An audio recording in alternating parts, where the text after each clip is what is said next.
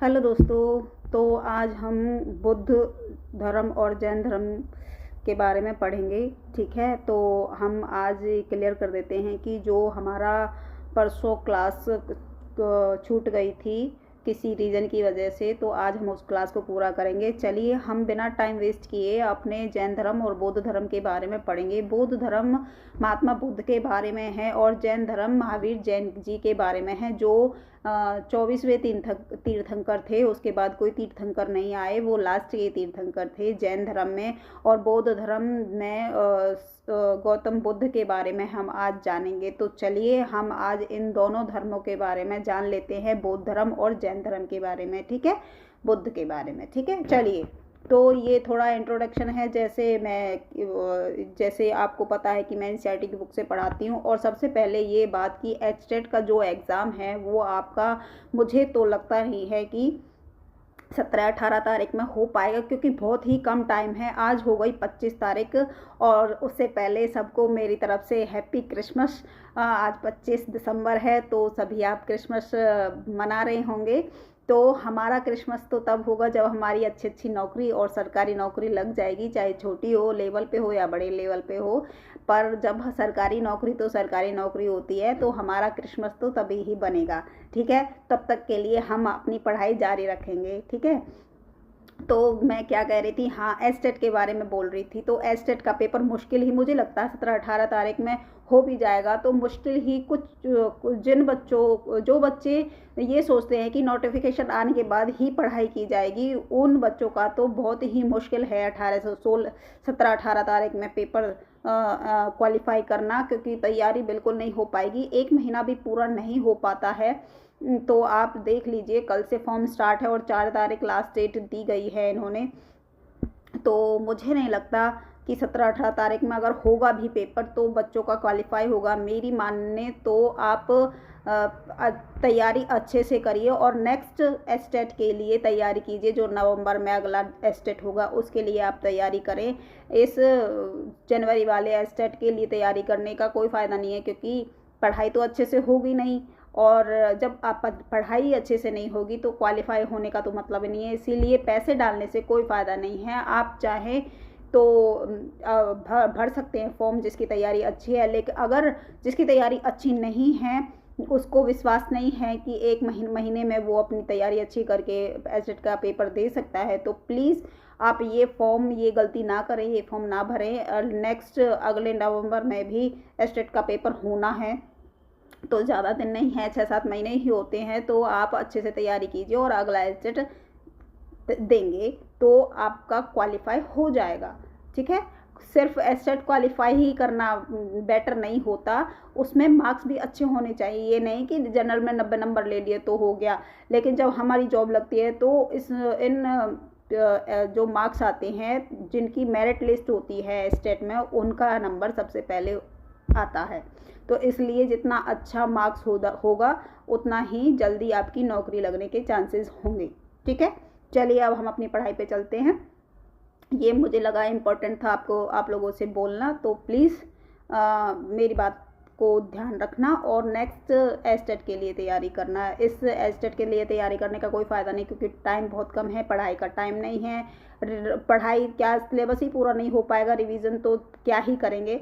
तो प्लीज़ अपने भविष्य से खिलवाड़ ना करें, नेक्स्ट एस्टेट के लिए तैयारी करें। ठीक है, चलिए अब हम अपनी पढ़ाई पे चलते हैं। चलिए यहाँ से हम स्टार्ट करेंगे गौतम बुद्ध जी के बारे में। ठीक है, तो गौतम बुद्ध बौद्ध धर्म के संस्थापक थे। इन्होंने बौद्ध धर्म की स्थापना की थी। उनका बचपन का जो नाम था वो क्या था? उनका बचपन का नाम सिद्धार्थ था। आप लोगों को दिख रहा होगा, देखिए, उनके बचपन का नाम सिद्धार्थ था। उनका जन्म 567 उनका जन्म 567 ईसा पूर्व में बैसाख पूर्णिमा के दिन लुम्बिनी नेपाल में हुआ था। उनके पिता शुद्धोधन एक राजा थे। उनकी माता का नाम महामाया था। उनके जन्म के 7 दिन बाद माता का निधन हो गया था। उनका पालन पोषण महामाया की छोटी बहन प्रजापति गौतमी ने किया था, इसीलिए सिद्धार्थ का नाम गौतम भी पड़ा। जब गौतम बुद्ध का जन्म समारोह आयोजित किया गया तब उस समय के प्रसिद्ध भविष्य दृष्टा आसित ने एक भविष्यवाणी की कि यह बच्चा या तो महान राजा बनेगा या एक महान पथ प्रदर्शक बनेगा। शिक्षा ग्रहण करने के बाद गौतम बुद्ध का विवाह मात्र 16 साल की आयु में राजकुमारी यशोधरा के साथ हुआ था। पिता द्वारा बनाए गए वैभवशाली महल में ये यशोधरा के साथ रहने जाने लग, जहां उनके पुत्र राहुल का जन्म हुआ, परंतु ये सब सिद्धार्थ को सांसारिक मोहमाया में बांध नहीं सके। कहने का मतलब ये है कि जो बुद्ध थे उनका बचपन का नाम क्या था? सिद्धार्थ था। वो उसके पिता एक राजा थे और वह वैभवशाली जीवन व्यतीत करते थे। उनकी 16 वर्ष की आयु में ही उनकी शादी यशोधरा जी से कर दी गई थी। उनका एक पुत्र भी हुआ जिसका नाम राहुल था और उन्होंने ये जीवन व्यतीत करते करते उन्हें लगा कि ये संसार एक मोह माया है। तो उन्होंने जब गृह त्याग किया तो उसके पीछे भी एक रीज़न था। वो रीज़न क्या थे? कुछ 4-5 पॉइंट थे जो उन्होंने देखा और उनको लगा कि संसार में कुछ नहीं रखा। गृह त्याग करना के लिए उनको जिन चीज़ों ने प्रेरित किया, चलो मैं अब उन चीज़ों को आपको बताती हूँ। ये देखिए यहाँ पे सबसे पहला उन्होंने एक दृश्य देखा। पहले दृश्य में उन्होंने एक वृद्ध पुरुष को देखा। सारथी से पूछने पर उसने बताया कि हर व्यक्ति बूढ़ा होता है, तो हर व्यक्ति बूढ़ा होता है। दूसरे दृश्य में एक रोगी को देखने पर बताया कि बीमारियां भी होती रहती हैं। तीसरे दृश्य में एक शव यात्रा को देखते हुए सारथी ने बताया कि प्रत्येक मनुष्य का मरण निश्चित है। दृश्यों को देखकर उन्हें लगा कि संसार में दुखों के अतिरिक्त कुछ भी नहीं है। चौथे दृश्य में एक साधु को देखा तो मस्ती में गाता जा रहा था। सारथी ने उसके बारे में बताया, संसार को छोड़कर ज्ञान प्राप्ति में लगा हुआ है। उन्होंने 29 वर्ष की आयु में आधी रात को अपना घर छोड़ दिया, अपना पुत्र छोड़ दिया, अपनी पत्नी को छोड़ दिया, सभी सुखों को छोड़कर वो त्याग वनों की ओर प्रस्थान कर गए। ठीक है, जब उन्होंने ये सारी चीज़ें देखी, पहले उन्होंने एक वृद्ध पुरुष को देखा तो उन्होंने सुना कि सभी को ही बूढ़ा होना है, सबको ही एक दिन मरना है, सबको ही के जीवन भर दुख रहते हैं जीवन में। और जब उन्होंने एक वैरागी को देखा तो उन्होंने 29 वर्ष की आयु में आधी रात को अपने पुत्र पत्नी घर सबका त्याग कर दिया और वनों में की तरफ प्रस्थान कर गए, वनों की तरफ चले गए, अपनी तपस्या करने के लिए चल दिए। देखिए मोटा मोटा देख लीजिए।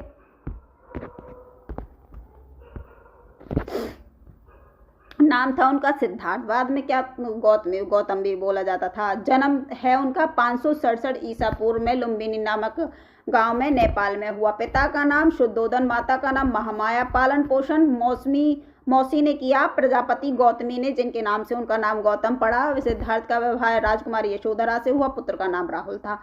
ठीक है, चलो ये मेन पॉइंट थे, इनको याद रखना। घर छोड़ने के बाद उन्होंने क्या क्या देखा? घर छोड़ने के बाद जब सिद्धार्थ राजगृह पहुंचे, मतलब उन्हें ज्ञान प्राप्त क्या हुआ? 8 दिन की समाधि के पश्चात, यहाँ से देखिए, 8 दिन की समाधि के पश्चात घर छोड़ने के सिद्धार्थ जब राजगृह पहुंचे, उनके बाद उन्होंने कठोर तपस्या की, जिससे उसका शरीर काफ़ी कमज़ोर हो गया। इस अनुभव ने उन्हें तप करने के लिए मजबूर किया। ठीक है, 8 दिन की समाधि के पश्चात 35 वर्ष की आयु में वैशाख मास की पूर्णिमा की रात्रि को उन्हें ज्ञान की प्राप्ति हुई। उन्हें सच्चे ज्ञान की प्राप्ति हुई। इससे वे बोध ज्ञानी अर्थात बुद्ध कहलाए। वह सर्वप्रथम बनारस के निकट सारनाथ तथा पहला उपदेश अपने उन 5 साथियों को दिया जो गया में उनका साथ छोड़ गए थे। इसको धर्म चक्र प्रवर्तन कहा जाता है। क्या कहा जाता है? धर्म प्रवर्तन करना। ठीक है, देखिए महत्वपूर्ण बातें। महात्मा बुद्ध की शिक्षाएं क्या क्या थी? महात्मा बुद्ध की शिक्षाएं देखो, 4 आर्य सत्य, मतलब 4 सत्य हैं जो क्या हैं? संसार दुखों का घर है, सभी दुखों का कारण इच्छाएं हैं, इच्छाओं एवं तृष्णाओं पर नियंत्रण करके ही दुखों से बचा जा सकता है। दूर करने के अष्टमार्ग हैं। इस अष्टमार्ग का माध्यम मार्ग क्या कहाँ है? ये है, देखो, सांसारिक दुखों को दूर करने के अष्टमार्ग हैं, यानी 8 रास्ते हैं। इन्हें 8 रास्तों या माध्यमों का माध्यम कहाँ है, ये मार्ग कहाँ है? अष्टमार्ग, देखो ये रहे अष्टमार्ग के बारे में बता रखा है। अष्टमार्ग सम्यक कर्म, मनुष्य के कर्म शुद्ध होने चाहिए, उसके विचार, सभी मनुष्य के विचार सत्य होने चाहिए, उन्हें सांसारिक बुराइयों, व्यर्थ की रीति रिवाजों से दूर रहना चाहिए। सम्यक जीवन, कोई भी प्रत्यक्ष या अप्रत्यक्ष रूप से हानिकारक व्यापार न करे। सम्यक प्रयास, अपने आप सुधारने की कोशिश करना। सम्यक स्मृति, स्पष्ट ज्ञान से देखने की मानसिक योग्यता पाने की कोशिश करना। मनुष्य को अपना ध्यान पवित्र तथा सादा जीवन व्यतीत करने में लगाना चाहिए। मनुष्य को यह सच्चा विश्वास होना चाहिए कि इच्छाओं का त्याग करने से दुखों का अंत हो सकता है। सम्यक समाधि निर्वाण में पाना चाहिए। ठीक है, कर्म सिद्धांत में विश्वास रखना। बुद्ध कहते थे कि प्रत्येक व्यक्ति स्वयं अपने भाग्य का निर्माता है। जैसे वह कार्य करता है वैसे ही वह फल भोगेगा। जैसे कर्म करेगा वैसा ही वो फल भोगेगा। ठीक है, चलिए, पुनर्जन्म के बारे में क्या कहते हैं ये देखिए। बुद्ध के अनुसार जब मनुष्य की तृष्णा तथा वासना समाप्त नहीं होती तब तक मनुष्य पुनः संसार में जन्म लेता है। अहिंसा, महात्मा बुद्ध का विचार था कि मनुष्य को सभी जीवों अर्थात मनुष्य, पशु, पक्षी तथा जीव जंतु से प्रेम तथा सहानुभूति होनी चाहिए। यज्ञ एवं बलि प्रथा में अविश्वास, महात्मा बुद्ध ने यज्ञ एवं बलि प्रथा को अंधविश्वास और ढोंग बताया था। उनका कथन था कि यज्ञों के साथ किसी व्यक्ति के कर्मों को नहीं बदला जा सकता। वेदों व संस्कृत में अविश्वास, बुद्ध का मानना था कि धर्म ग्रंथों को केवल संस्कृत भाषा में पढ़ने से ही फल की प्राप्ति नहीं होती। उन्होंने अपना प्रचार लोक भाषा पाली में किया। जाति प्रथा में अविश्वास, बुद्ध का मानना था कि अपने कर्मों के अनुसार मनुष्य छोटा या बड़ा हो सकता है, न कि जन्म से। ठीक है, तो ये सारी ऊपर जो बातें की गई हैं ये मनुष्य अपना ले तो बेस्ट जीवन उसका हो जाए, है ना। तो ये सारी चीज़ें बुद्ध जी ने अपने जीवन में अपनाई और अपने घर बार सब त्याग दिया और एक बहुत ही अच्छे साधु बन गए, महात्मा बन गए। ठीक है, आप देखिए माइंड मैप देख लीजिए इनका क्या क्या किया इन्होंने। देखो, महात्मा बुद्ध की शिक्षाएं 4, आर्य सत्य, कर्म सिद्धांत में विश्वास, पुनर्जन्म, अष्टमार्ग, वेदों व संस्कृत में अविश्वास, अहिंसा में विश्वास, जाति प्रथा में अविश्वास, यज्ञ व बलि प्रथा में अविश्वास। ठीक है, तो महात्मा बुद्ध जी अहिंसा के पुजारी थे। उन्होंने बहुत सारी ऐसी शिक्षाएं प्राप्त की जिससे उन्होंने लोगों का उद्धार किया। ठीक है, ये तो थे हमारे ये महात्मा बुद्ध जी। अब आ जाते हैं हम अपने महावीर स्वामी जी के बारे में थोड़ा सा पढ़ लेते हैं जैन धर्म के बारे में। तो जैन धर्म के जो संस्थापक थे वो थे महावीर स्वामी। ये जैनों के 24वें तीर्थंकर थे। ठीक है, कौन से तीर्थंकर थे? 24वें तीर्थंकर हुए। भगवान महावीर का जन्म ईसा से 599 वर्ष पहले वैशाली बिहार गणतंत्र के कुंडलपुर गांव में हुआ था। जैन धर्म के अनुसार पहले तीर्थंकर ऋषभदेव जी थे। 23वें तीर्थंकर पार्श्वनाथ जी थे। महावीर स्वामी की माता का नाम त्रिशला और पिता का नाम सिद्धार्थ था। पत्नी का नाम यशोदा था। पुत्री का नाम प्रियदर्शनी था। वर्धमान बचपन से बहुत ही वीर थे, यानी महावीर का बचपन का नाम क्या था? वर्धमान था। और ये बचपन से ही बहुत साहसी थे, वीर थे। इन्होंने एक विशाल अजगर से अपने साथी को प्राण बचाए। पुनः पागल हाथी से अपने पागल हाथी को वश में करके अपने मित्रों की जान बचाई। अतः वर्धमान का नाम महावीर पड़ गया। इन सारी चीज़ों से उनका नाम महावीर पड़ गया। पहले इनका नाम क्या था? वर्धमान। लेकिन इनकी वीरता की बातों से इनका नाम क्या पड़ा? महावीर पड़ गया। ठीक है, तो देखिए थोड़ा देख लेते हैं। बचपन का नाम वर्धमान है। जन्म 599 ईस्वी पूर्व वैशाली बिहार के कुंडल ग्राम में हुआ। पिता का नाम सिद्धार्थ, माता का नाम त्रिशला, पत्नी का नाम यशोदा और पुत्री का नाम प्रिय तृष्णा तथा अनोजा था। ठीक है, चलिए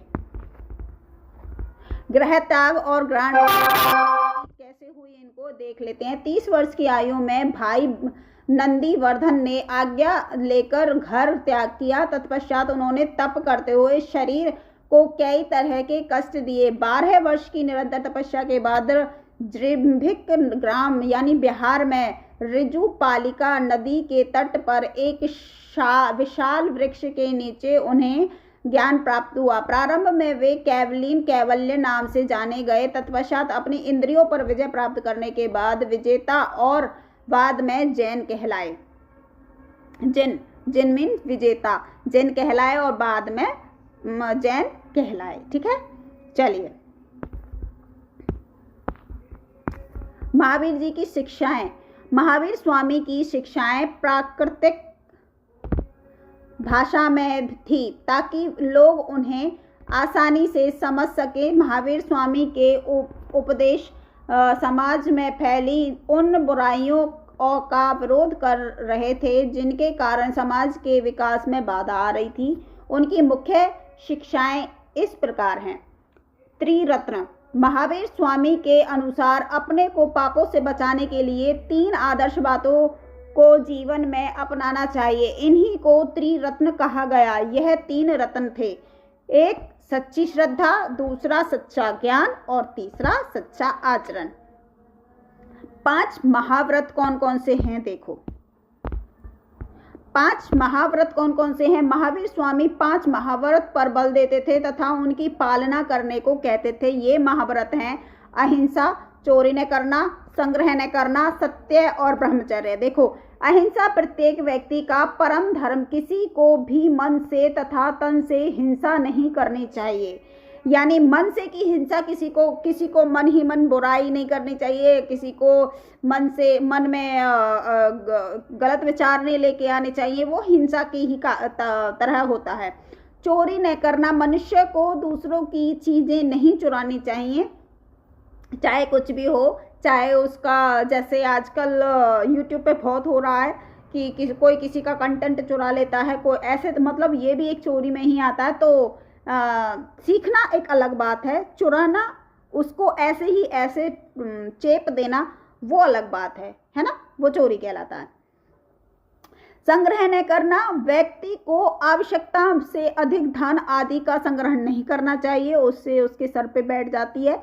सत्य, महावीर स्वामी से सदा सत्य बोलने का बल दिया है। उन्होंने कहा, ऐसी बातें न करो जिसमें कटुता हो। यानी ऐसी कोई भी बात अपने मुख से नहीं करनी चाहिए जिससे सामने वाले को दुख हो या वो बात चुभ जाए, है ना। कटु शब्द नहीं बोलने चाहिए। ब्रह्मचर्य, मनुष्य को वासनाओं से दूर रहना चाहिए। सच्चा ब्रह्मचारी वही है जो न तो विषय वासना के बारे में सोचता है और न ही इस बारे में बात करता है। ठीक है, तो ब्रह्मचर्य का पालन वो ही कर सकता है जो वासनाओं से दूर हो, जो गलत हरकतों से बहुत दूर हो, यानी सोचता भी ना हो जिन चीजों के बारे में, वो ब्रह्मचर्य का पालन असली तरह से कर सकता है। देखिए इनके व्रत।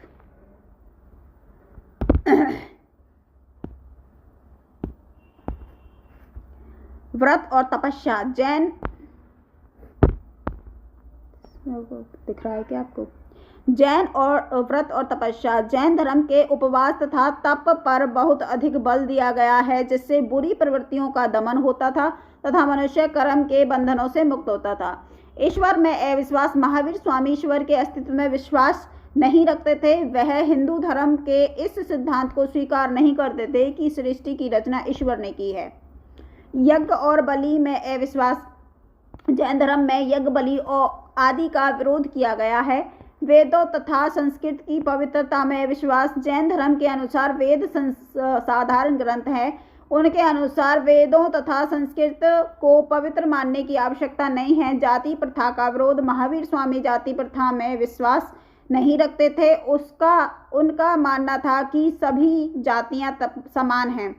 आत्मा के अस्तित्व में विश्वास। जैन धर्म आत्मा के अस्तित्व को स्वीकार करता है। उनके अनुसार आत्मा अमर है, आत्मा में ज्ञान और सुख दुख का अनुभव करती है। पुनर्जन्म। महावीर स्वामी जन्म में विश्वास रखते थे। महावीर स्वामी के अनुसार कर्म और पुनर्जन्म साथ साथ चलते हैं।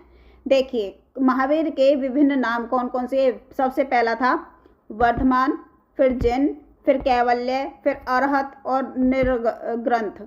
ठीक है, ये महावीर जी के 5 नाम थे।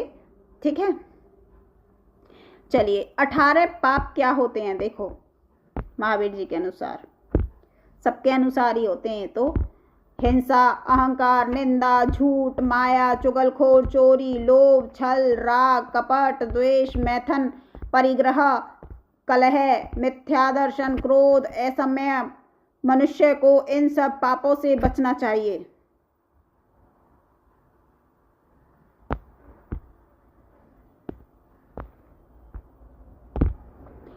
वर्ष लगातार प्रचार करने के बाद उनकी मृत्यु 527 ईसा पूर्व में राजगृह के पावा नामक स्थान पर हो गई।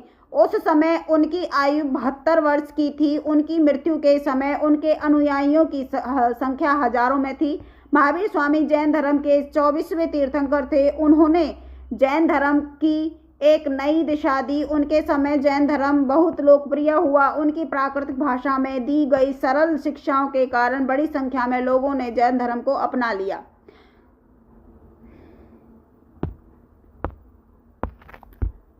देखिए माइंड मैप है यहाँ पे। जैन धर्म की विशिक्षाएं: त्रिरत्न, 5 महाव्रत, ईश्वर में विश्वास, व्रत और तपस्या। वेदों तथा संस्कृत की पवित्रता में अविश्वास, यज्ञ और बलि में अविश्वास, जाति प्रथा का विरोध, पुनर्जन्म में विश्वास, आत्मा के अस्तित्व में विश्वास। ठीक है, चलिए तो आज हमने ये 2 महान हस्तियों के बारे में पढ़ा। ठीक है, चलिए इनके बारे में मोटा मोटा जानकर कैसा लगा? मोटा मोटा नहीं, सारा ही हमने जान लिया है। ठीक है, तो चलिए बस आज के लिए इतना ही। छोटी छोटी सी क्लास से मैं आपका पूरा करा दूंगी और नेक्स्ट नवंबर का एग्ज़ाम तक आपकी पूरी तैयारी हो जाएगी आपकी जीके की। मैं सोचती हूँ कि और सब्जेक्ट भी जैसे हिंदी है, सीडीपी है, ये भी इनकी क्लास लेके आऊँ, लेकिन पता नहीं टाइम ही नहीं मिल पाता। एक तो सब दिन ही इतना छोटा होता है। देखो मेरी गलती नहीं है, मैं भी एक हाउसवाइफ हूँ। मैं टाइम निकाल के आपके लिए हरियाणा जीके की ही क्लास बना पाती हूँ, वो भी इसलिए एनसीईआरटी से मैं ले लेती हूँ किताबों से ही, और उसको मैं आपको समझा देती हूँ अच्छे से। लेकिन और सब्जेक्ट्स के लिए मुझे टाइम नहीं मिल पाता है, तो थोड़ा टाइम समय लगेगा। जब थोड़ा दिन बड़े होने लगेंगे तो मैं आपको सीडीपी भी अच्छे से कराऊंगी, और जहाँ तक भी है मैं हिंदी भी करा दूंगी, और सब्जेक्ट की भी कोशिश करूंगी कराने की। लेकिन तब तक आप हरियाणा जीके को अच्छे से कर लीजिए। जब ये हो जाएगी तो मुझे ये टाइम मिल जाएगा, मैं और सब्जेक्ट्स पर भी काम करना शुरू कर दूंगी। ठीक है, तो चलिए मिलते हैं नेक्स्ट क्लास में। तब तक के लिए धन्यवाद। और ये वीडियो देख लिया कीजिए, आप लोग देखते नहीं हो, बहुत अच्छी कंटेंट आपसे छूट जाता है। प्लीज़ पढ़ लिया करो और लाइक शेयर कर दिया करो, कमेंट ज़रूर करके बताया करो, और सारा पढ़ा करो। बीच बीच में पॉइंट्स छूट जाते हैं, आप स्किप करते हो तो प्लीज़ सारा पढ़ा करो और कमेंट करके बताया करो कि कहाँ कमी है और कहाँ से मुझे क्या करना चाहिए। या फिर आप मुझे बता दीजिए एनसीईआरटी से नहीं पढ़ना तो मैं वैसे आप लोगों को क्वेश्चंस PYQ वगैरह ही करा दूंगी। ठीक है, अगर ये आपको नहीं पसंद पढ़ना तो चलिए, जैसे भी आप लोगों की डिमांड हो तो मुझे बता देना, मैं आप लोगों को करा दूंगी। ठीक है, चलिए बाय।